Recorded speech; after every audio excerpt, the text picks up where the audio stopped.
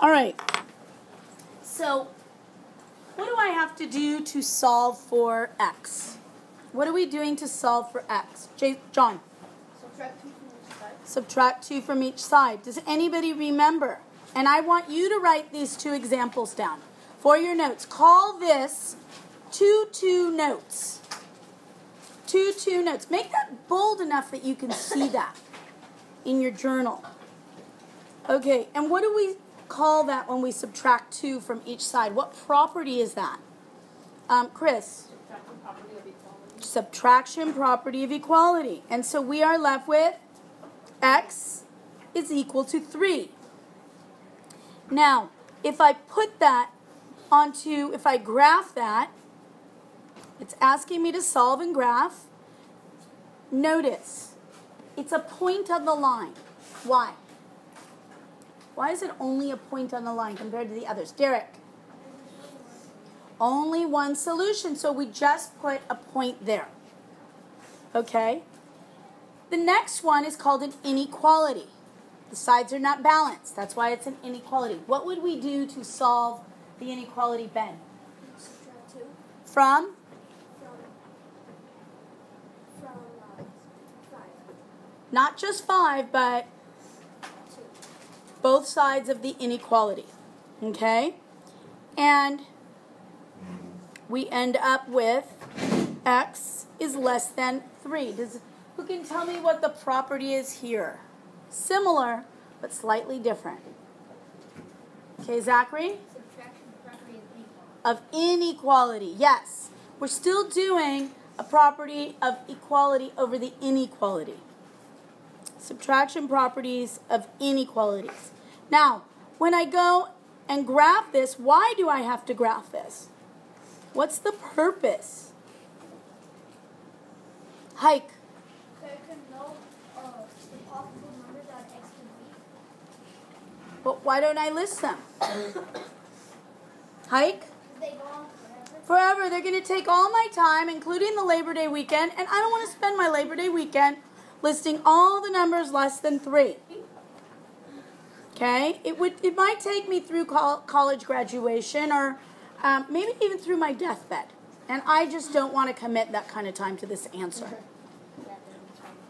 So, we create the graph. And what the graph does is it represents all possible solutions. How many solutions? All.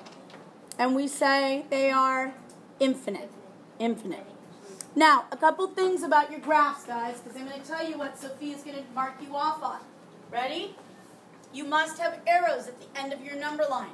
Otherwise, it doesn't mean forever and ever. So on the number line, you have to have the arrows.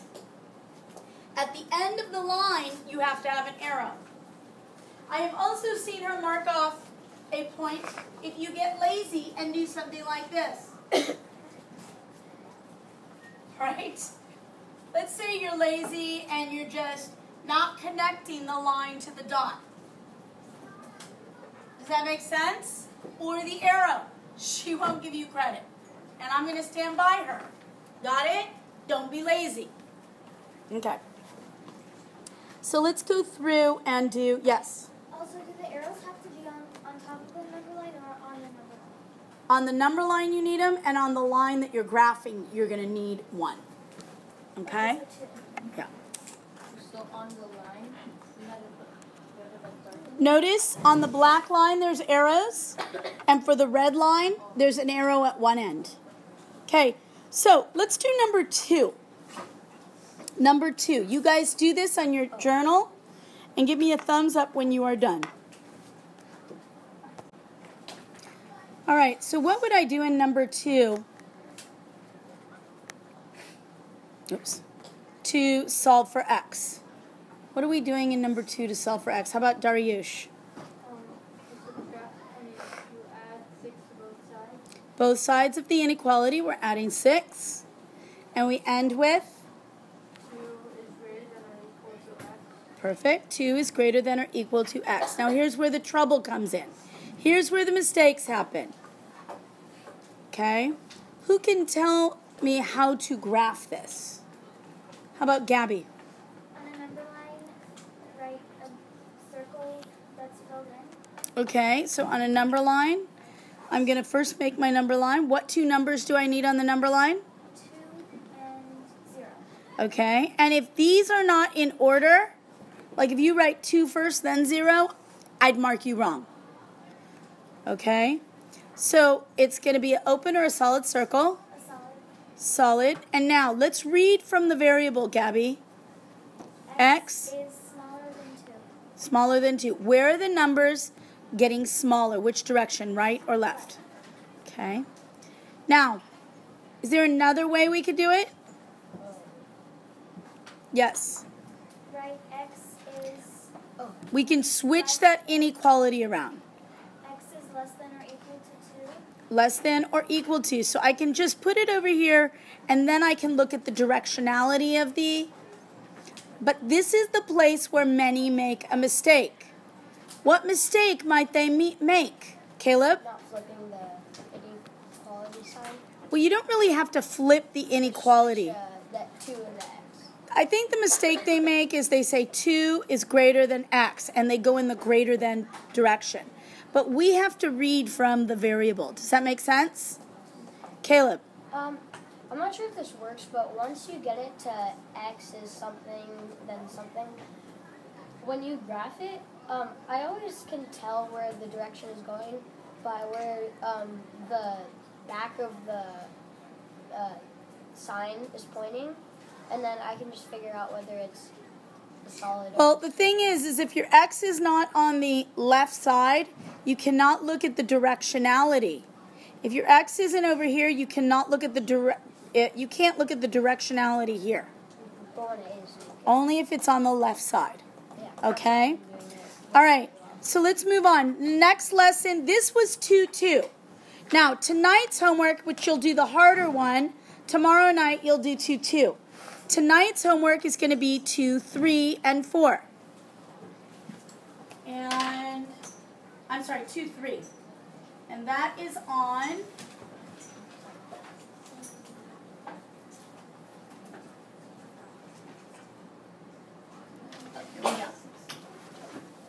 multiplication and division and inequalities. Okay? So, what would I do with my first problem to solve for x? Ben? We divide 4 to each side. Good. We're going to divide both sides. We do the inverse of multiplication. Divide both sides by 4. And we get x is less than or equal to 5. We have to graph that. You should be writing this example as well. I put it on the number line. I need 0 and 5. Solid circle at the 5. And going to the left.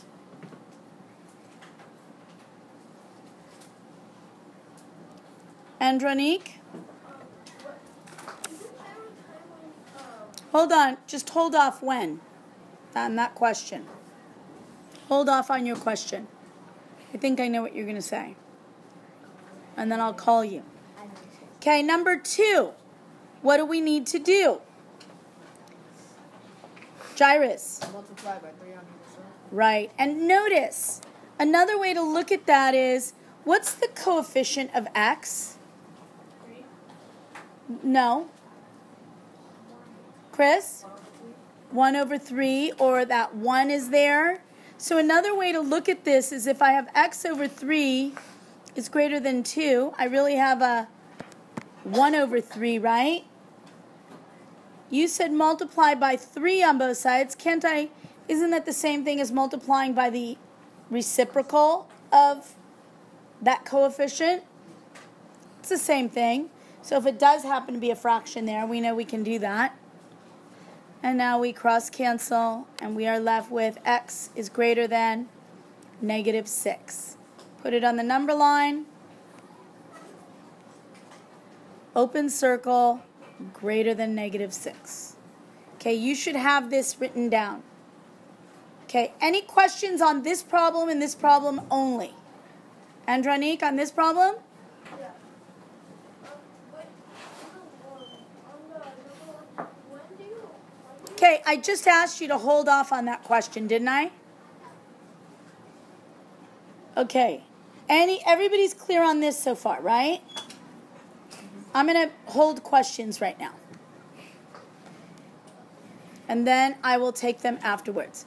So, now my question to you is, when does it get complex with multiplication and division?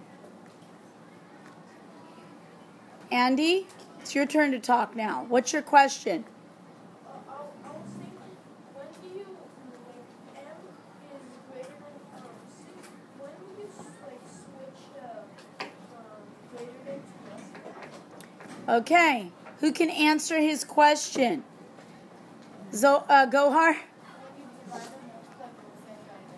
When you divide and multiply both sides by a negative. So look at number 7. Please write this down. Put a star there. That says negative 4x is less than 24. The inverse operation would be to divide by negative 4 both sides. Now, because I'm dividing both sides by a negative, Andranik, I have to switch my inequality. Now, think of it this way. Negative also means opposite. So if I'm dividing both sides by the opposite, I have to take the opposite inequality. Does that make sense? Yes. And I am left with x is greater than negative 6. I graph it. So what would I do on number 8? Augie. You multiply negative 3 on both sides. And we end up with? Y is greater than or equal to negative 21. Okay, when I'm multiplying by a negative on both sides, what do I do to the inequality? Hold on, let's finish this. Stop. What do I do? I have one more problem after this. Go. What did I do before?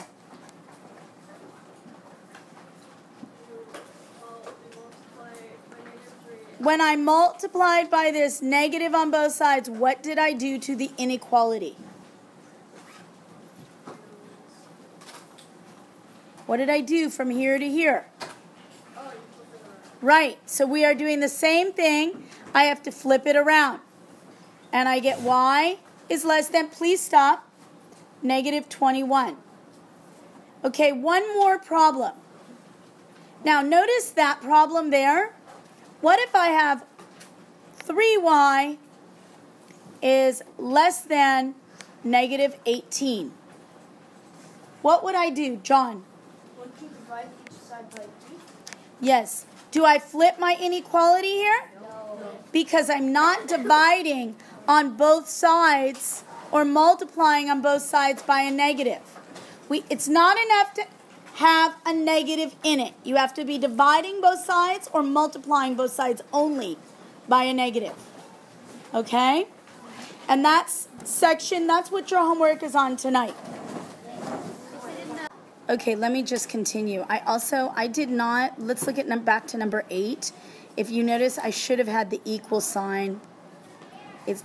All it does is flip directions. It does not flip. It does not change it from greater than or equal to not equal to. So you do need that symbol. All right? The only thing that changes is the directionality.